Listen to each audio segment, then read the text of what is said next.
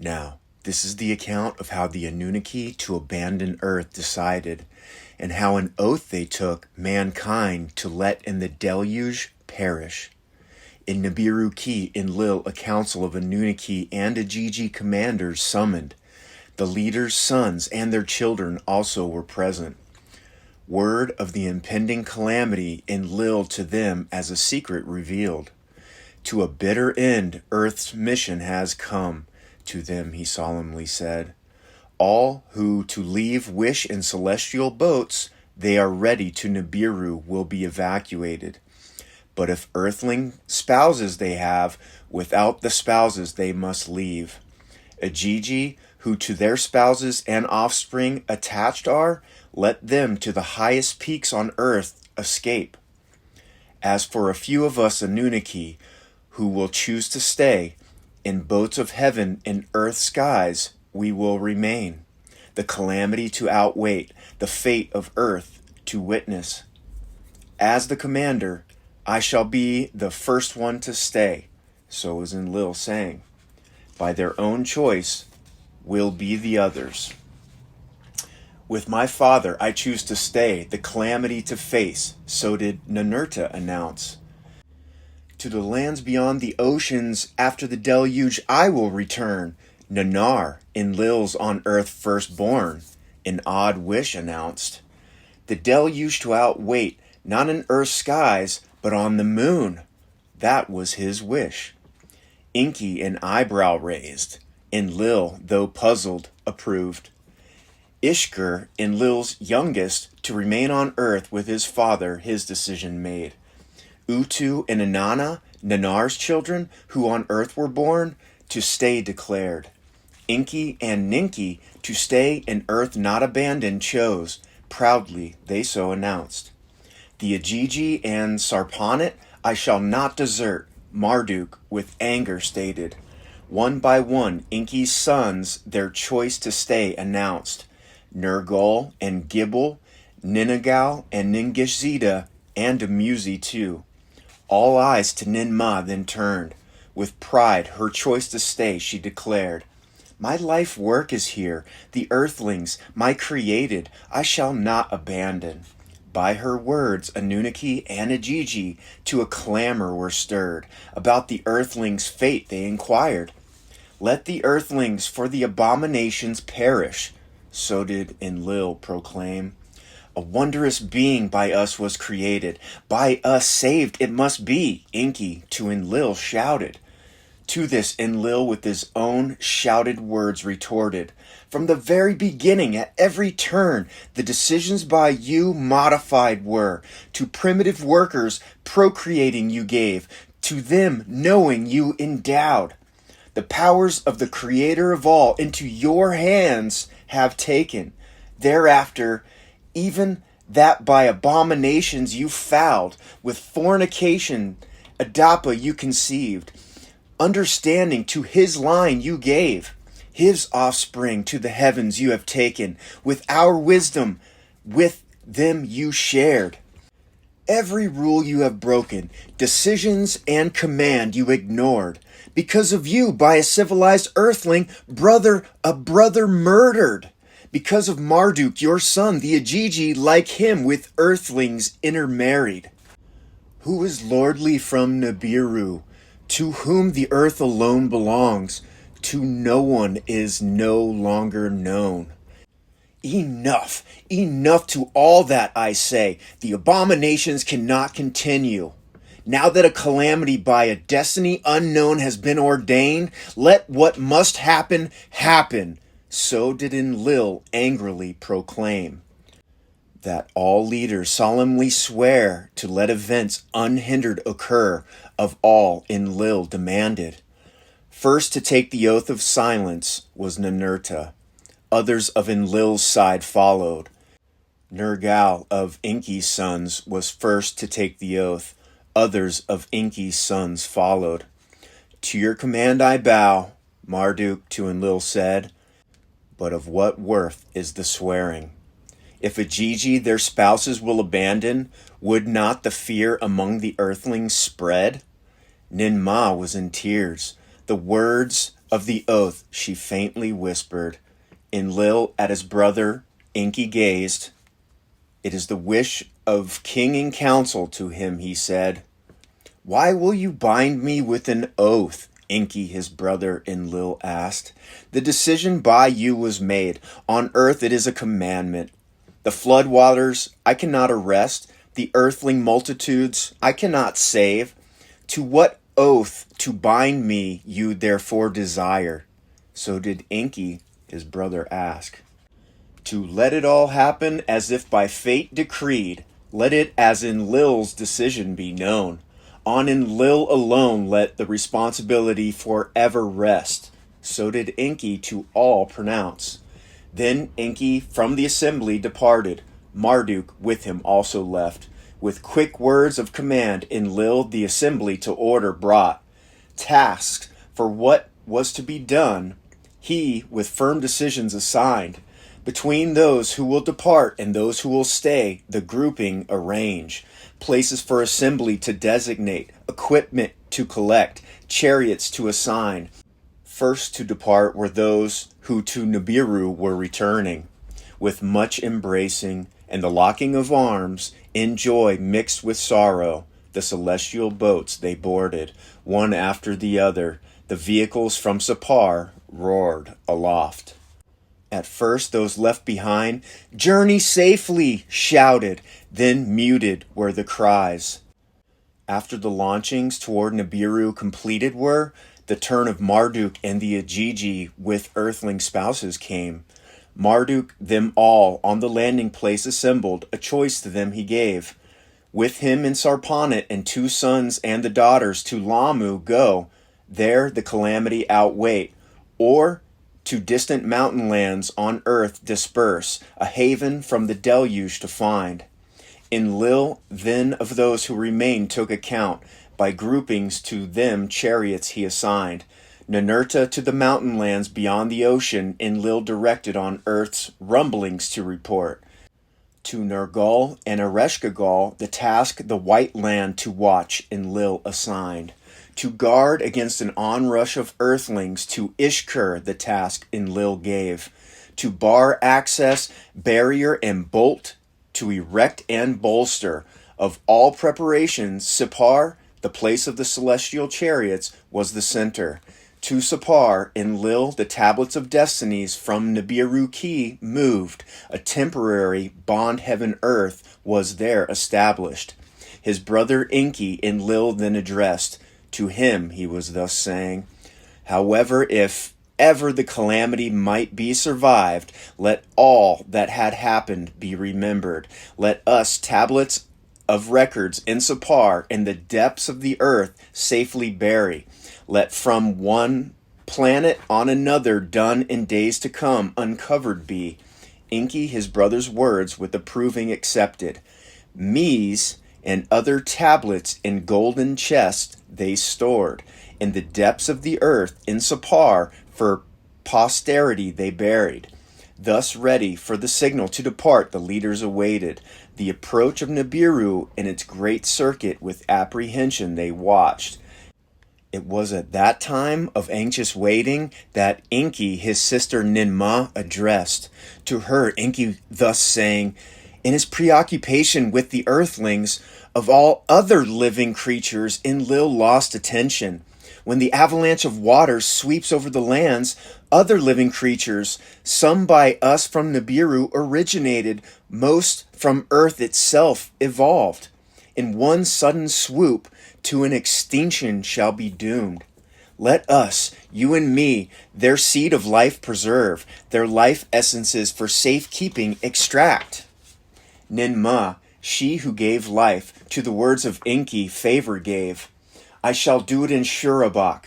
You do so with the Abzu's living creatures. So to Enki she said, while the others sat idly waiting, Enki and Ninmah a challenging task undertook. Ninmah in Shurabak by some of her female assistants was helped. Enki by Ningishzida in the Abzu at the olden house of life was assisted.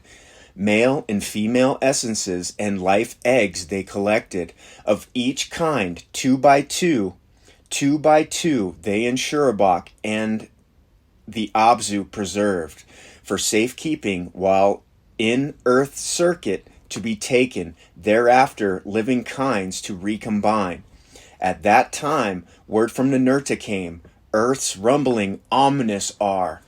At that time, word from Nergal and Ereshkigal came, the white land is shaken. In Sapar, all the Anunnaki gathered, the day of the deluge they awaited. It was at that time, as the tension of awaiting was mounting, that the Lord Enki, asleep in his quarters, had a dream vision. In the dream vision there appeared the image of a man, bright and shining like the heavens. And as the man Enki approached, Enki saw that the white-haired Galzu he was. In his right hand an engraver's stylus he was holding, and in his left hand a tablet of lapis lazuli, shining smooth, he held. And as he approached near enough by Enki's bed to stand, Galzu spoke up and said, "Unwarranted your accusations against Enlil were, for only the truth he spoke. And the decision that as Enlil's decision will be known, not he, but destiny decreed. Now into your hands fate take, for the earthlings the earth will inherit. Summon your son Ziasudra without breaking the oath, to him the coming calamity reveal. A boat that the watery avalanche can withstand, a submersible one to build him tell. The likes of which on this tablet to you I am showing, let him it save himself and his kinfolk, and the seed of all that is useful, be it plant or animal, also take." That is the will of the Creator of all. And Galzu in the dream vision with the stylus on the tablet an image drew, and placed the engraved tablet by the side of Enki's bed. And after that the image faded, the dream vision ended, and Enki with a shudder awoke. In his bed, Enki for a while lying remained. With wonder the dream vision he pondered. What was thereof the meaning?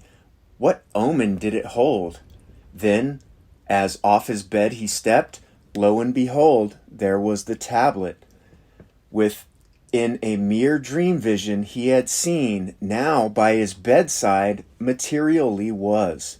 With trembling hands the Lord Enki the tablet picked up.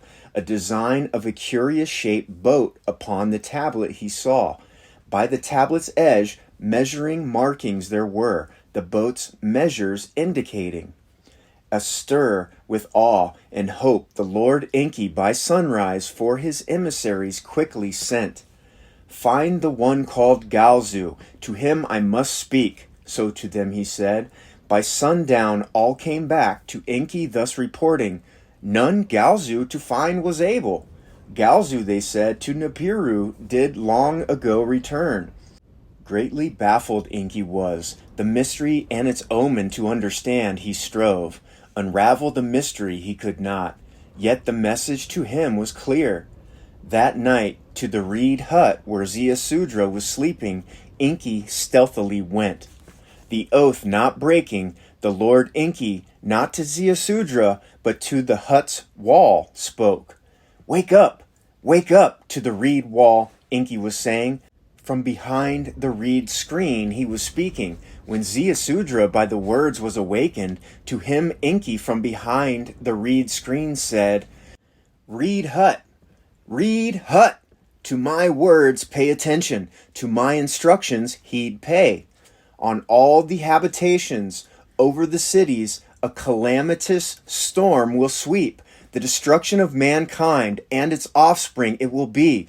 This is the final ruling, the word of the assembly by Enlil convened.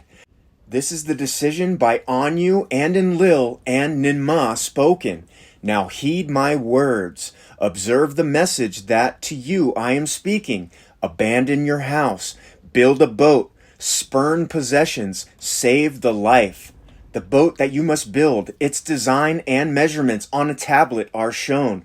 By the reed hut's wall, the tablet I shall leave. Make sure that the boat shall be roofed throughout. The sun from the inside must not be seen. The tackle must be very strong, the pitch strong and tight to ward off the water. Let the boat be one that can turn and tumble the watery avalanche to survive. In 7 days build the boat. Into it your family and kinfolk gather. In the boat food and water for drinking heap up. Household animals also bring. Then on the appointed day a signal to you shall be given. A boat guide who knows the waters by me appointed to you that day will come.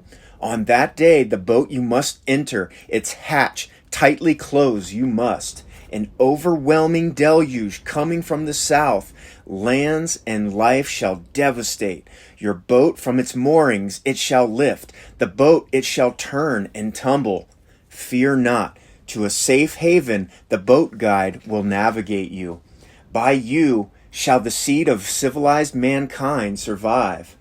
When Enki's voice fell silent, agog was Ziusudra. On his knees prostrate he fell. My lord, he shouted. Your voice I heard. Let me see your face. Not to you, Ziusudra, have I spoken. To the reed wall did I speak. So Enki said.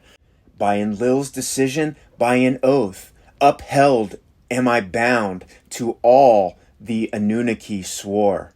If my face you shall see, surely like all earthlings you will die.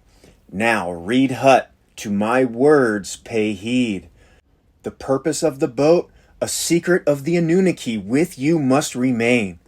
When the townspeople will inquire, to them you will say, the Lord Enlil with my Lord Enki has angry been.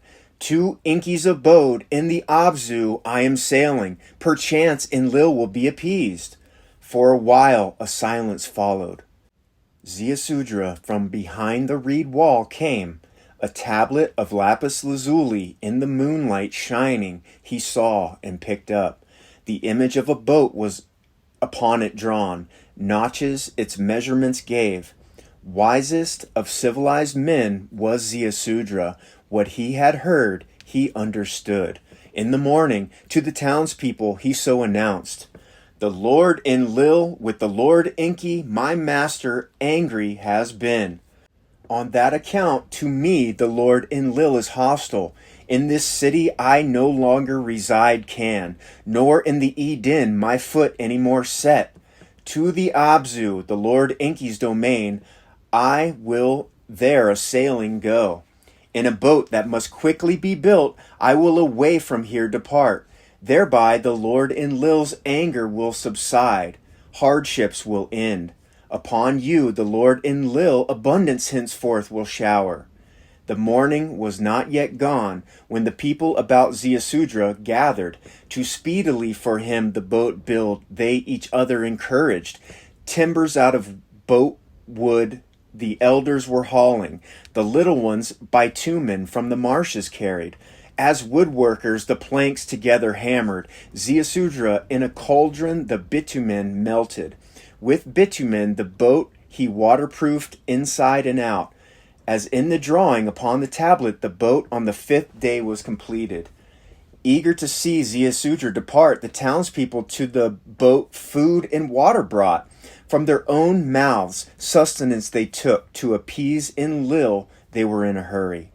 4-legged animals into the boat were also driven. Birds from the field by themselves flew in. Into the boat Ziusudra, his spouse, and sons made embark. Their wives and children also came. Any who the abode of the Lord Enki wished to go, let them too aboard come. So did Ziusudra to the gathered people announce. Envisioning Enlil's abundance, only some of the craftsmen the call heeded. On the 6th day, Ninagal, lord of the great waters, to the boat came. A son of Enki he was. To be the boat's navigator he was selected. A box of cedar wood in his hands he held. By his side in the boat he kept it. The life essences and life eggs of living creatures it contains. By the Lord Enki in Ninmah collected. From the wrath of Enlil to be hidden, To life resurrect if earth be willing.